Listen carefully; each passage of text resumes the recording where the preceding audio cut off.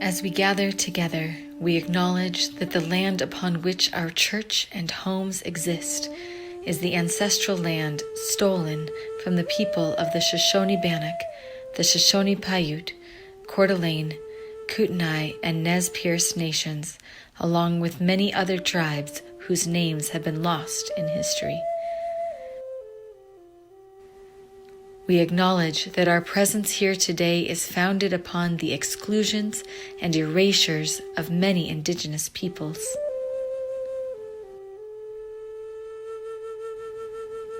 With this acknowledgement, we wish to demonstrate our ongoing commitment to the work of dismantling the legacies of settler colonialism.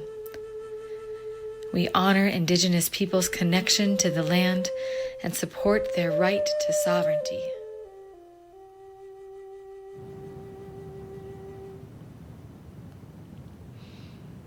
Good morning and happy Halloween. Welcome to the Boise Unitarian Universalist Fellowship's virtual worship service.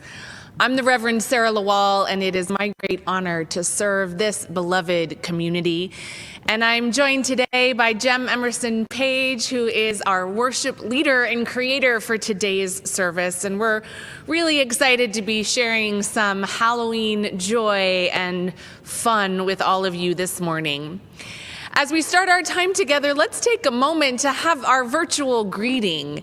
And if you're in a place where you can turn on your camera, we invite you to switch over to gallery view and scroll through the pages and give a little wave to folks that you see who are joining us this morning. I love seeing your waving hands. Hi, Tom and Jeanette. I see Wanda's all dressed up for the occasion. Oh, good. Oh, I see lots of Halloween-y people out there. Look at you. Masks and hats and all the goodness.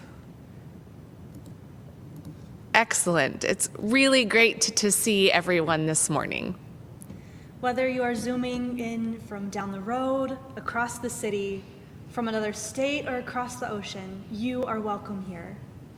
Whatever faiths you have known or religious practices you embody, if any, you are welcome here. Whoever you love and however you identify, you are welcome here. Wherever you are on your spiritual journey, you are welcome here.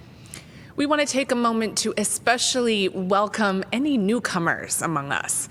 If you are visiting with us for the first or second time, we're so glad you're here this morning. We know it takes a lot of courage to seek out a new community in these times, and we're glad that you've chosen us today.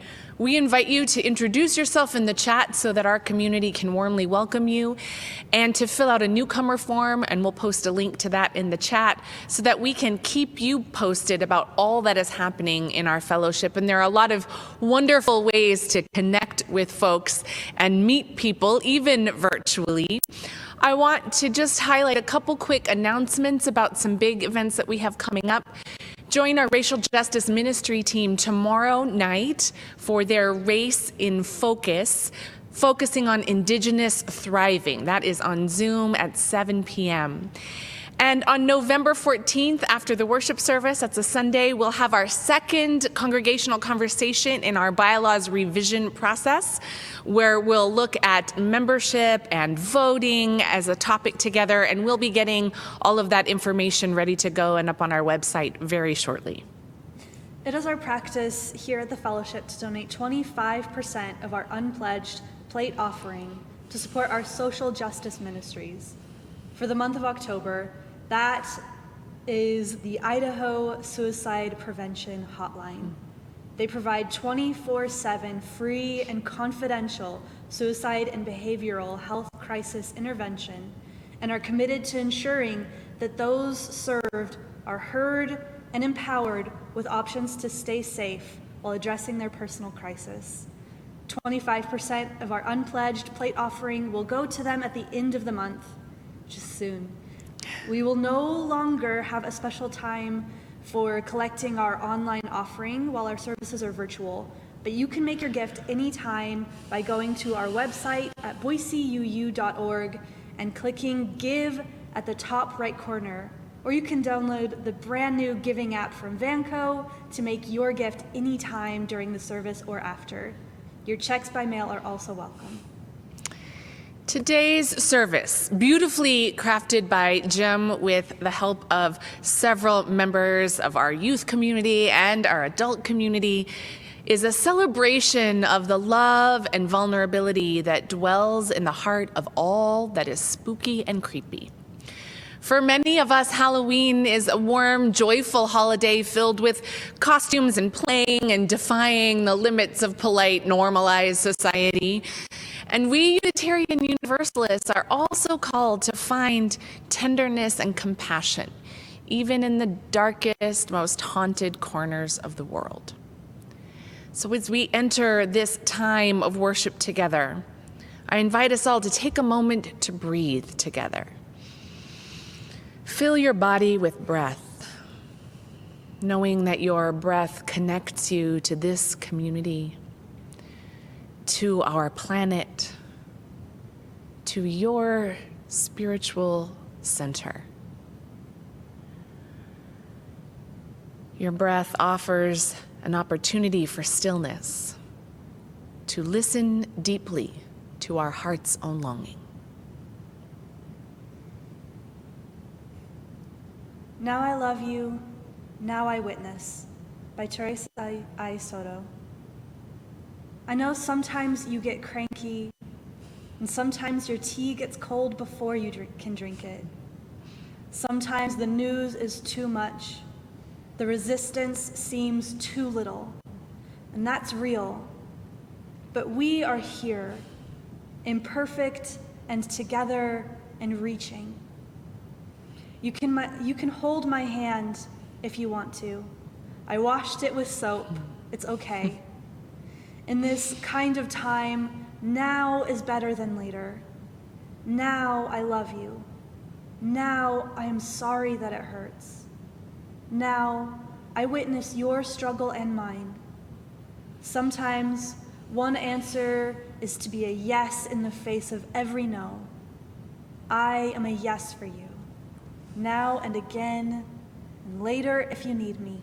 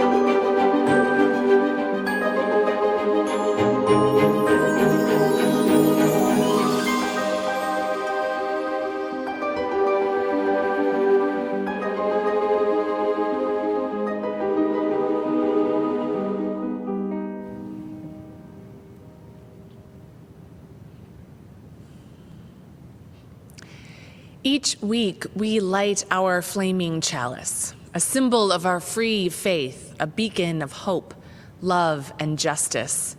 We join in this lighting in solidarity and community with hundreds of other Unitarian Universalists, lighting chalices in homes and virtual worship spaces. As our nights grow longer and our days are often darkened with clouds, we light candles, we put up decorative lights and jack-o'-lanterns to fill the dark times with friendly, welcoming shapes.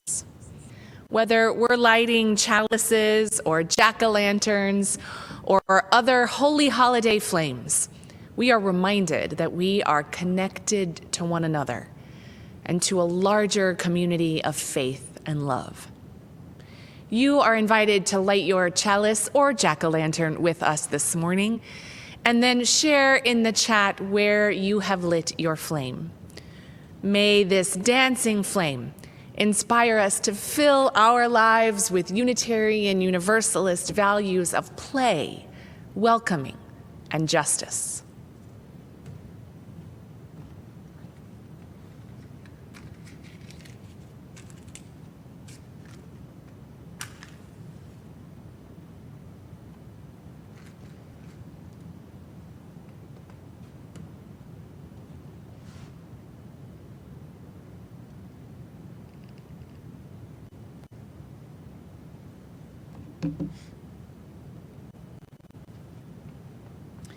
With our collective chalices lit in all our worship spaces, we offer you this call to worship from Christian Schmidt.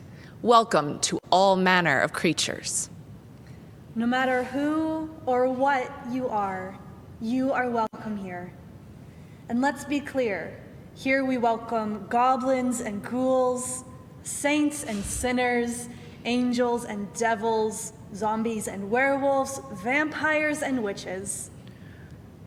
We welcome princesses and princes, paupers and farmhands, aliens and astronauts, robots and cyborgs, nurses and doctors, cowboys, cowgirls, cowfolk of all varieties. We welcome Superman, Wonder Woman, Black Panther, Batman, Spider-Man, Black Widow, and Thor. Indeed, we welcome both superheroes and superstars.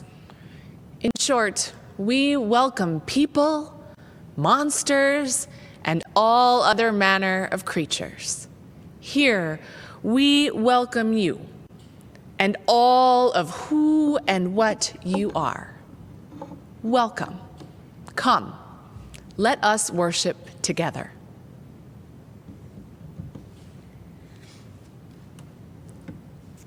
I invite everyone to cozy up, maybe with a spooky mug or a blanket or your favorite costumed person.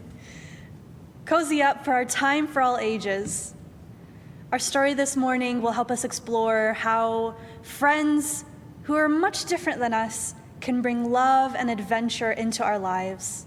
It's called How to Make Friends with a Ghost, written and illustrated by Rebecca Green. How to Make Friends with a Ghost by Rebecca Green. If you've ever been frightened by a ghost, the thought of becoming friends with one might seem awfully scary. But I assure you, ghosts are sweet creatures who need friends too. And who better to befriend them than you?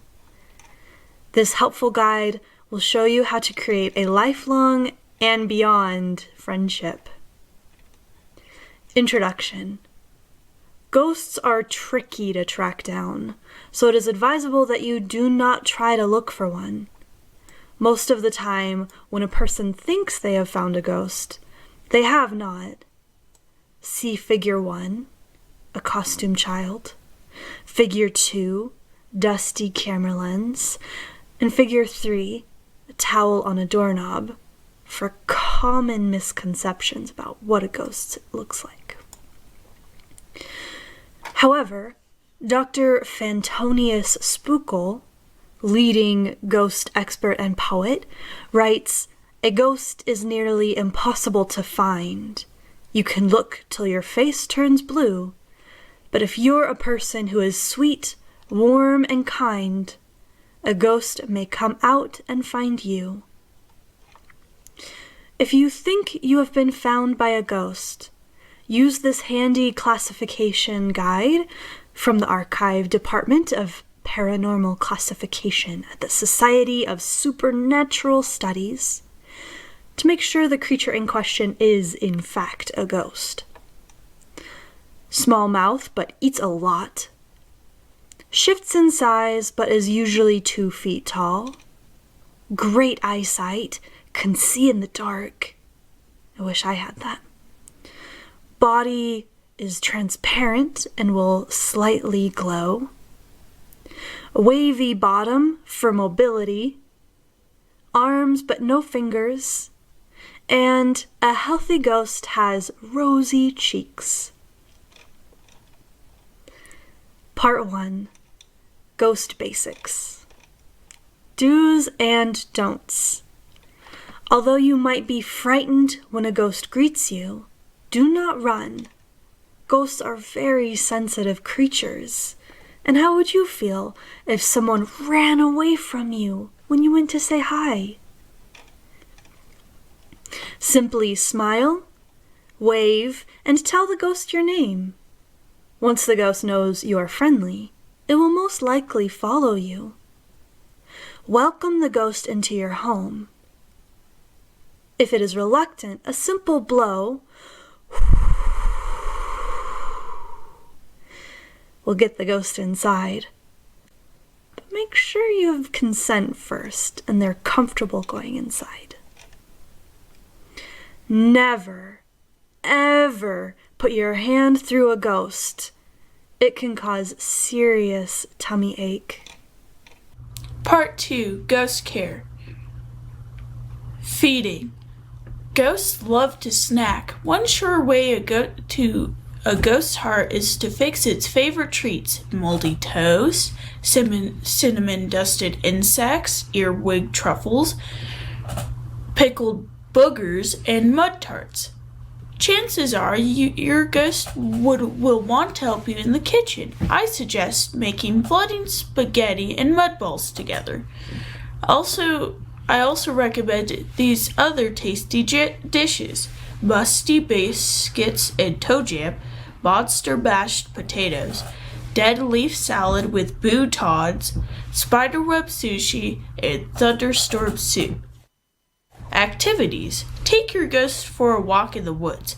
Ghosts love to collect leaves, acorns, and worms. Read scary stories together. Ghosts love to be read to. I suggest Tales of the Living by Mert L. Bings.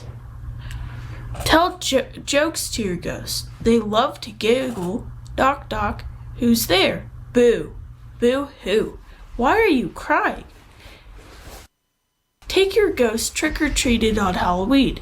Everyone will think it's a ghost costume. Throw a dance party. Ghosts love to groove to creepy music. I recommend Spooky Jams by the Spiders. Bedtime.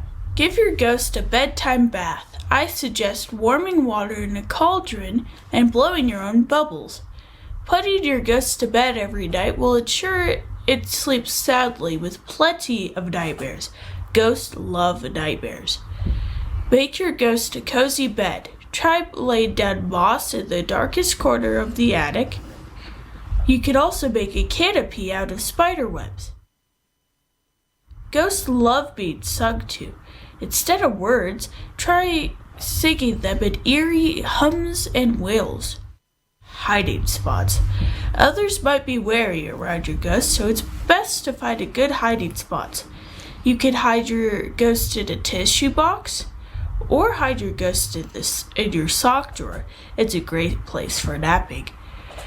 You can even hide your ghost in the refrigerator. Ghosts love to be cold. Hazards. Do not let your ghost be used as a tissue. Booger removal is never easy. Don't let your ghost help with the laundry. Do not let your ghost get eaten. Others can mistake ghosts for items such as eggs, whipped cream, sour cream, and marshmallows. Part 3. Growing together. Growing up. When you move to a new home, make sure that it's not already haunted. Ghosts don't like competition. When you start working, you will still have to make time for your ghost. I suggest that take your ghost to work day. When you start a family, your ghost will love many versions of you too.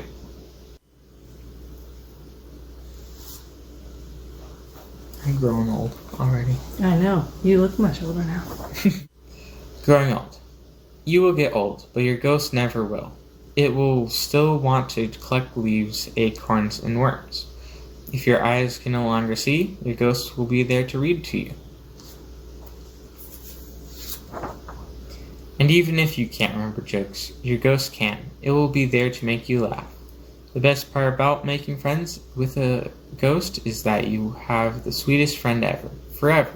According to Dr. Fantovi's Spookle, if you've been lucky enough to be found by a ghost that calls you its friend, then your friendship will last, for it knows no bounds. You will be friends even after the end.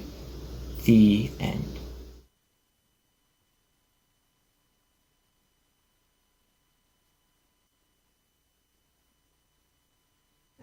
Particular for you, including your favorite foods and activities, what would need to be included? What do you think it takes to make a friend for life and beyond? What do you love most about your friends? Why is it important to make friends, even and especially with people who are really different from you? Ghosts are pretty different from us. Join me now in singing our community blessing as we bless our multi-generational community full of ever-growing, ever-learning, ever-justice-seeking beloveds.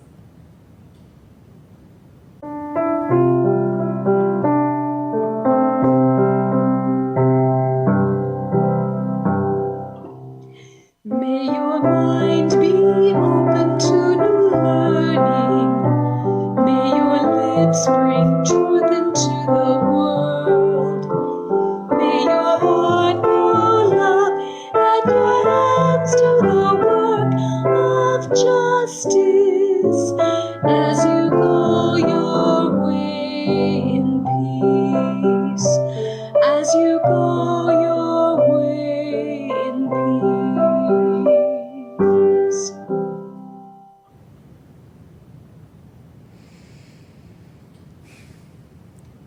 Author Tasia Kataisia, very sorry for how I pronounce that, grew up at the edges of deep Siberian forests filled with bears, wolves, and tales of an ancient trickster witch. Her grandparents described this being as sometimes cruel, sometimes generous, but always dangerous. Tasia describes the legacy of this looming being in her book Ask Baba Yaga, where she dips into the wells of folklore and imagines herself face to face with this source of childhood terror and fascination, and asking it for help. Help finding a wildness and sageness that eludes adult life. Help understanding the meaning of life and its many struggles. If you had the ear of a mythical ancient being, what would you ask?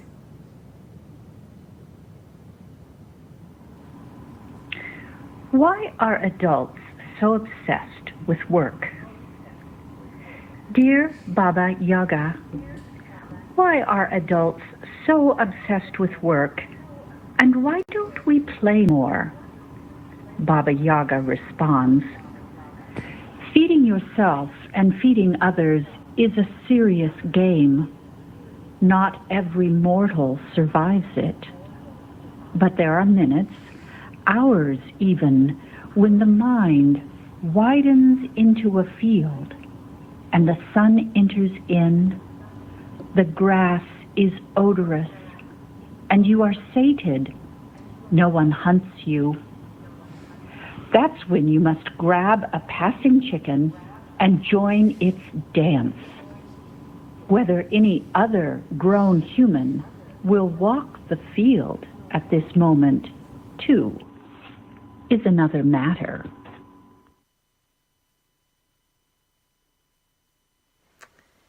How can I be authentically positive? Dear Baba Yaga, I think I'd be happier if I weren't so cynical. But when I try to adopt a sunnier outlook, it feels disingenuous. How do I approach life positively while being true to my darker self? The sun is a miracle of heat and light. Be curious about this. The moon is Earth's constant companion, a shadowy thought which Earth keeps thinking. This dark body follows us eternally. But sun is much greater. It places the Earth. To be sunny is not to sew yourself a gold, cold garment. It is to know the sun's necessity for our living. Do not fret. The moon will never leave you.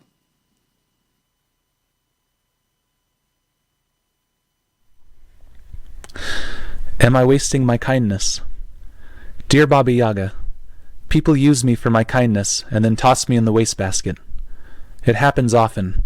I open myself up to people, but I always end up feeling hurt. Is it possible to be kind without expecting reciprocity? Can I share kindness without wasting it on weeds? Baba Yaga responds, next time, pick up the weed and inspect its microscopic eye. Does it glint desperately, weedly? Does it seem to have any interest in you besides your holy water? A good plant will reward you with its glory. You must sharpen your vision, tend to your garden with a ruthless precision.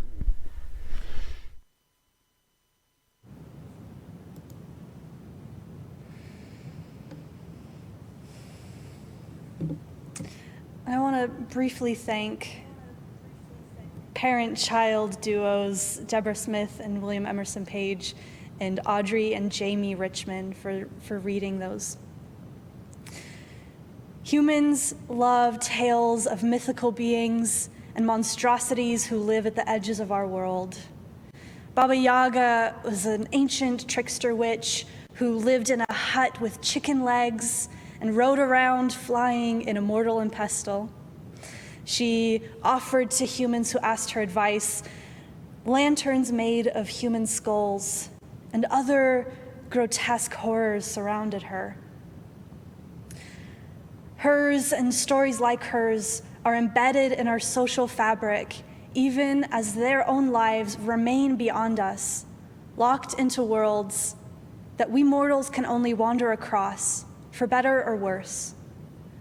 While our own perspectives and lives are finite, these stories plunge us into an intimate connection with the context of where we live and the history of our communities, like few other things. Who are the ghosts who share your walls? Who are the witches and cryptids who wander your local wildlands? Which demigods wage battles of vengeance and petty gain in the skies above and the seas below us? We live in a time of monsters. We tell the stories of their dangerous and deadly actions all the time, in all sorts of ways. Our monsters look very different now, when acts of hatred and harm are seen on vast scales, with inhuman viciousness played out by power-hungry humans and systems. In the last couple of decades, there have been massive efforts by writers and creators to update our folk tales and our stories of monsters to reflect what truly threatens us in this world. Will and I recently binged our way through the Korean survival drama Squid Game, and it was a crash course in modern human pain and indifference. I have a visceral reaction to fear and pain in media, so I have to look up every possible spoiler and check out doesthedogdie.com before I can sit down to watch anything. And I don't often bother to take the time to do it. It costs so much emotionally. But something in the story of Squid Game called to me. The story follows people at the brunt end of a social system built on debt and human worth based on profitability. 456 people are tempted into a game with unknown rules, but unknown rewards. And mild spoiler alert, I touch on the themes, but not the details of this series, up through the finale. Each of the carefully designed games navigated by the deeply indebted players highlight the expectations and threats we all face. Lessons on the expendable treatment of human life. on the ultimate goal of fairness in the system, equating even betting odds for the ultra-wealthy. As Dolly Parton once said, it's a rich man's game. The little control that these players have been granted in the game is how they treat each other. Equals, playing the same game. Who they see as worth building alliances with, who is worth the meager portion of generosity that they have in their power to give. We live in a world with so much cruelty and indifference, and the direction of our lives relies so much on who else in the world we see as valuable and who we see as a threat. What if we took the arduous, uncertain trip into the woods to meet that witch face to face, risking her power over us for a moment of any direction or clarity? What would you ask that witch? What perspectives on our modern, inscrutable concerns would help us find the security and meaning that we all crave? Baba Yaga, as a creature of the woods, embodies the merciless chaos that is met by those who step too far into wild places. Tazia's Baba Yaga advises visitors on all manner of human concerns. Why do we spend adulthood in stress and competition? Do our bleak thoughts define us? Will our acts of kindness ever bring us folks who are willing to support and love us back? Are we brave enough to make that trip when so often we blame the witch for the woods, for the inhuman logic of nature that she embraces? We blame the ghosts for the painful memories of lives brutally lost. We blame the monsters for our own small sense of what this world contains. We're afraid, and we don't often know what to be afraid of. The small amount of control we have lies in how we share with others. Our generosity can do so much, even if it feels like it can do so little in the grand scheme of things. Bell Hooks writes, "Rarely, if ever, are any of us healed in isolation. Healing is an act of communion." Our generosity of spirit and material goods is an act of communion, and it bonds us to others in a way that we desperately need. Adrienne Marie Brown, that wonderful sage of our times, writes, "When we are engaged in acts of love, we humans are at our best and most resilient. The love and romance that makes us want to be better people, the love of children that makes us change our whole lives to meet their needs, the love of family that makes us drop everything to care for them, the love of community that makes us work tirelessly with broken hearts. Love leads us to observe in a much deeper way than any other emotion." She continues, "We would see that there's no such thing as a blank canvas, an empty land, or a new idea, but everywhere there is a complex, ancient, fertile ground full of potential. We would understand that the strength of our movement is in the strength of our relationships, which can only be measured by their depth. So, let us connect deeper. Let us travel into wild spaces and lay our hearts bare to the sages we find there, amidst the chaos.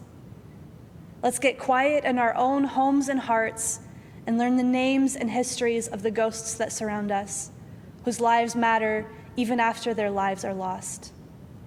Let's give a little more widely, knowing that it is an act of communion, of depth, and of passion home calls us to make over and over.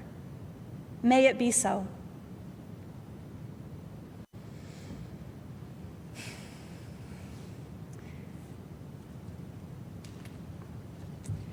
Each week we take the time to acknowledge the many joys among us and to grieve our many sorrows and losses, so we might lift the burden for each of us and receive the blessing of this community.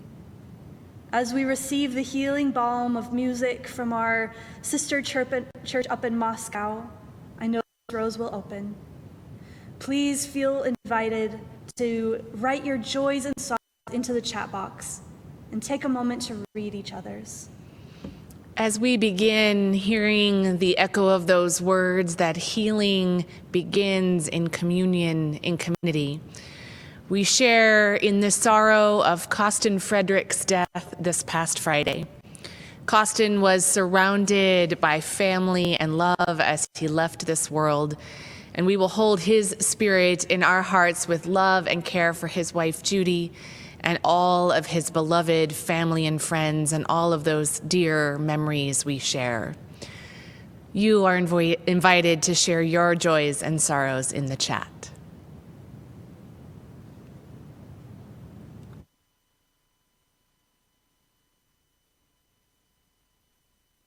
I know this rose will open. I know my fear will burn away. I know my soul will unfurl its wings. I know this rose will open. I know this rose will open. I know my fears will burn away. I know my fear will burn away.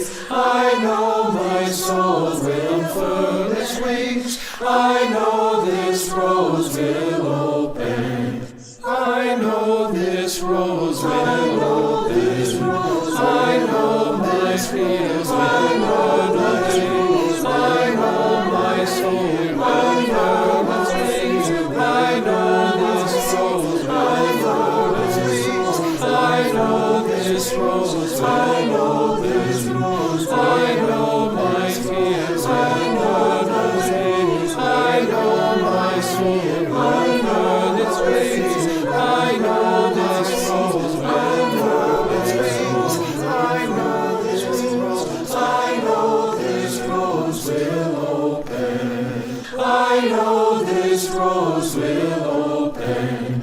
I know my fear will burn away. I know my soul will unfurl its wings. I know this rose will open.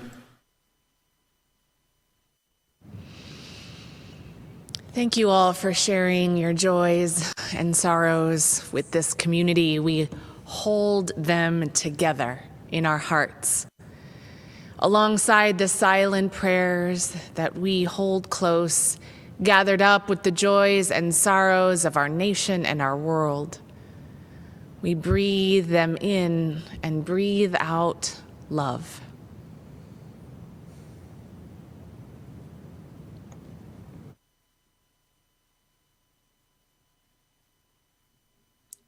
Fear is powerful. We destroy that which we fear because we can't bring ourselves to love it. In a world where scary events fill our news feeds, our streets, our malls, and our lives, it seems like all love is gone and replaced by said destruction.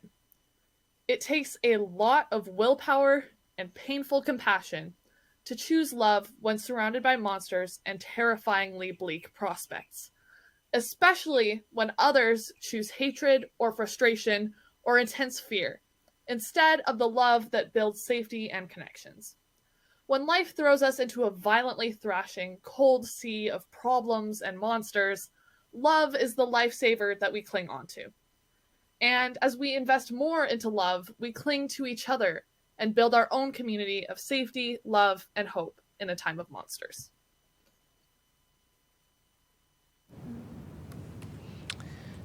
Wow, Veronica, thank you for those beautiful words. That was very prophetic. Friends, I invite you into this time of prayer and meditation. And I'm going to invite you to join me in a guided meditation.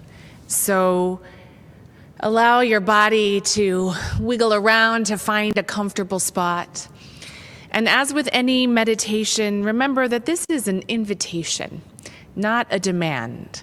So go where your meditation takes you. Go where your body, mind, and spirit need to go. And if you don't want to go somewhere, don't go. So I invite you to take a couple of deep breaths. Close your eyes if that feels comfortable to you, and sink into your seat wherever you are. And as you breathe, a path opens up before you, and I invite you to follow that path. Allow it to take you into the unknown. And as you follow the path, the light begins to fade, and you move into darkness. It gets darker and darker, but you're still moving.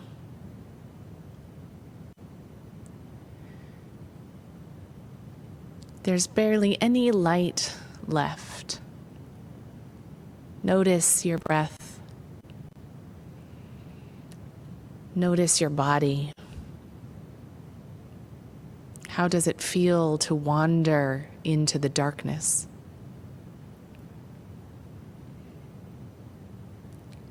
What fears live here? What ghosts do you encounter?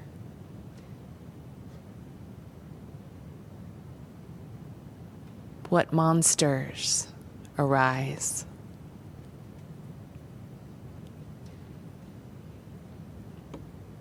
As you find yourself surrounded by the darkness, imagine a monster appears before you, in whatever form that means for you. Maybe it's a ghost. Maybe it's faint. Just notice. Take a moment to study your monster, all its features. Do they change as you look more deeply? Get quiet. Breathe. What is your monster telling you? What do you need to hear that might be unsettling?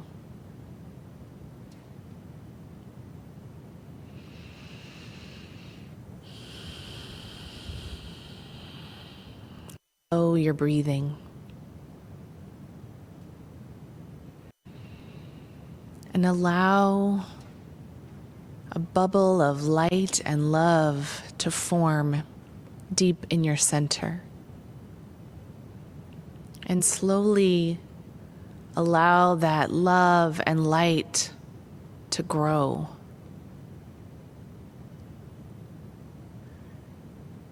To expand and move through you, through your body, up, out your head and your fingertips and your toes, surrounding you, casting out the shadows,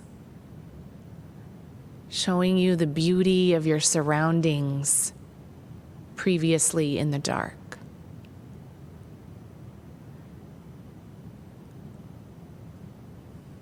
Let all that love radiate from you, reaching out into the world, beyond your imagination.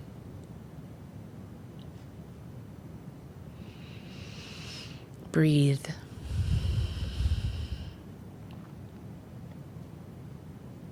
Spirit of life and love. Sometimes monsters reside in our midst, striking fear, hiding in the dark, quiet, spooky spaces.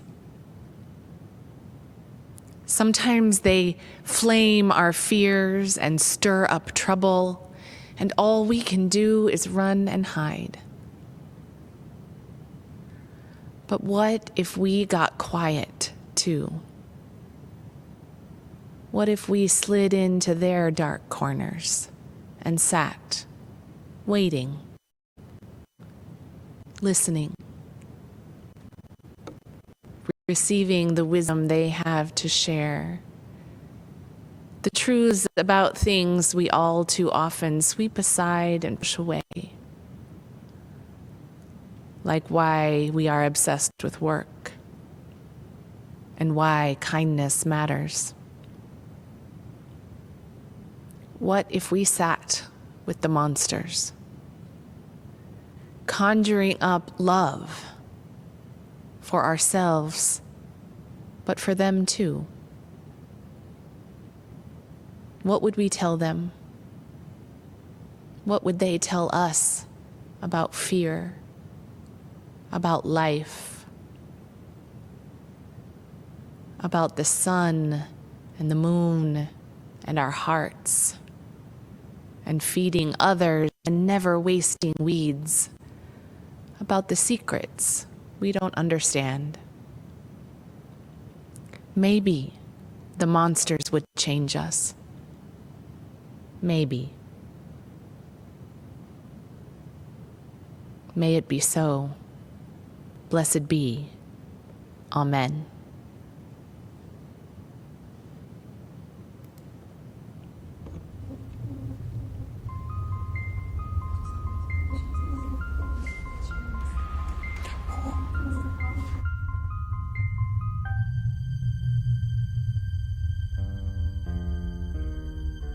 People are strange when you're a stranger. Faces look ugly when you're alone. Women seem wicked when you're unwanted. Streets are uneven when you're down, when you're strange. Faces come out of the rain when you're strange. No one remembers your name when you're strange. When you're strange, people are strange when you're a stranger. Faces look ugly when you're alone. Women seem wicked when you're unwanted. Streets are uneven when you're down, when you're strange. Faces come out of the rain when you're strange. And no one remembers your name when you're strange. When you're strange.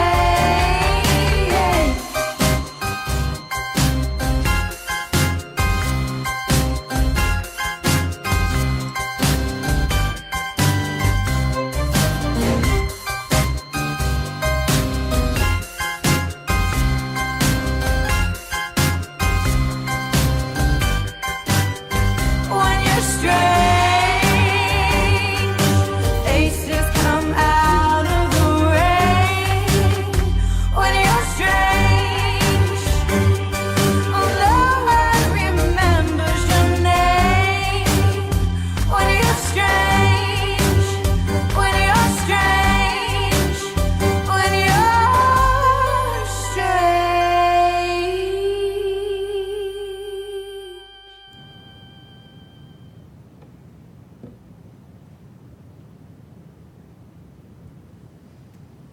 I invite you to place your hand over your heart for a closing blessing. May our friendships change us and bring us closer, or bring us comfort and care in these monstrous times. May our fear burn away and our souls unravel. May we make room for all the strange and wild magic that dwells in our hearts and the world that surrounds us. May we serve as beacons of love and justice in this world, shining outwardly in whatever form we come in. Blessed are we all. Go in peace.